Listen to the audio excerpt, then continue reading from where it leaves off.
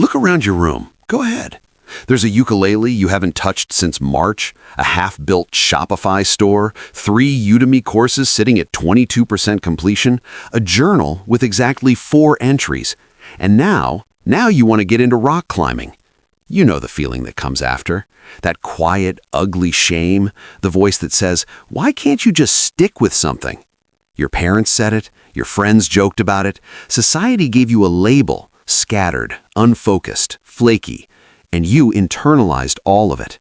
You probably even weaponized that famous quote against yourself, "Jack of all trades, master of none." But you cut the quote in half. The whole thing reads, "A jack of all trades is a master of none, but oftentimes better than a master of one." Funny how nobody tells you the ending.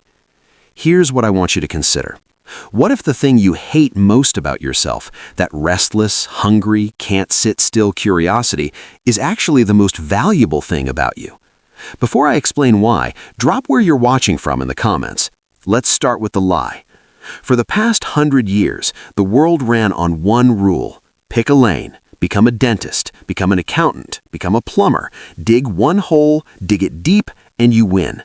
Psychologists call this a kind learning environment, like chess, where the rules stay the same. Practice your one move 10,000 times and you'll dominate. That world is dead.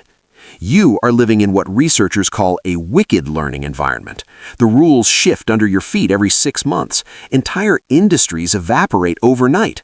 The skill that made someone a 6-figure earner in 2019 gets automated by a chatbot in 2024. And here's the terrifying part. The specialist doesn't see the wave coming. They can't. They've spent their entire life staring down one narrow tunnel. When that tunnel collapses, they have nowhere to go. But you've been looking around the whole time. That thing you do, jumping from interest to interest, soaking up random knowledge like a sponge with no off switch, it has a name. Psychologists call it far transfer.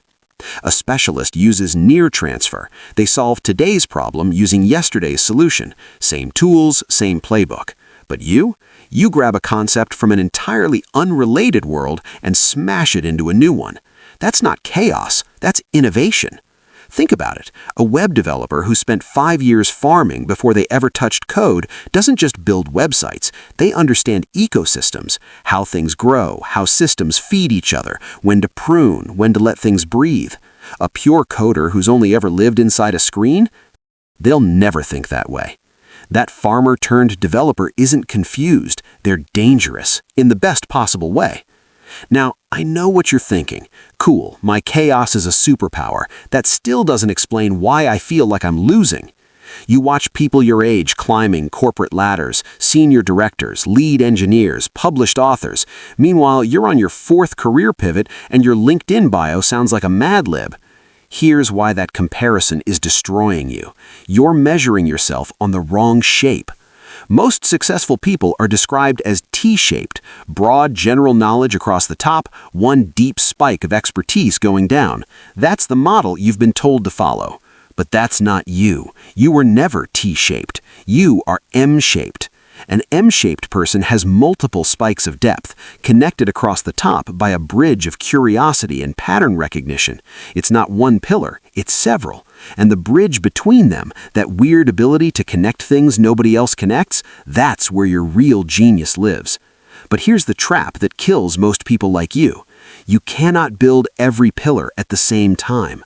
If you try to learn machine learning, launch a podcast, write a screenplay, and train for a marathon in the same quarter, you will shatter. Not because you're weak, because you're spreading concrete across 5 foundations and none of them will set. The people who actually pull this off, the true polymaths, they practice something called serial mastery. They think in seasons. Maybe your 20s were music and philosophy. Your 30s become programming and business. You didn't abandon music. You finished that season's construction. The pillar is standing. Now you're building the next one. I read about a guy 53 years old who finally made peace with this. He spent decades feeling broken because he couldn't choose between art and code. So he stopped choosing. He let programming be the pillar that paid rent. Then he carved out nights and weekends for music, philosophy, and game design. He turned down promotions that would have eaten his time, kept his work week at 30 hours, protected his creative energy like it was oxygen. And eventually, slowly, quietly, everything merged. All those separate pillars fused into personal video game projects that used every single skill he'd ever collected. That's the M shape in action. It doesn't happen in a month, it happens across a life. There's one more thing you need to hear, and it comes from biology: redundancy. Elephants almost never get cancer. Know why? They carry multiple copies of the same tumor-suppressing gene. If one copy fails, another picks up the slack. It's not waste, it's armor. Your scattered interests, they're your redundancy.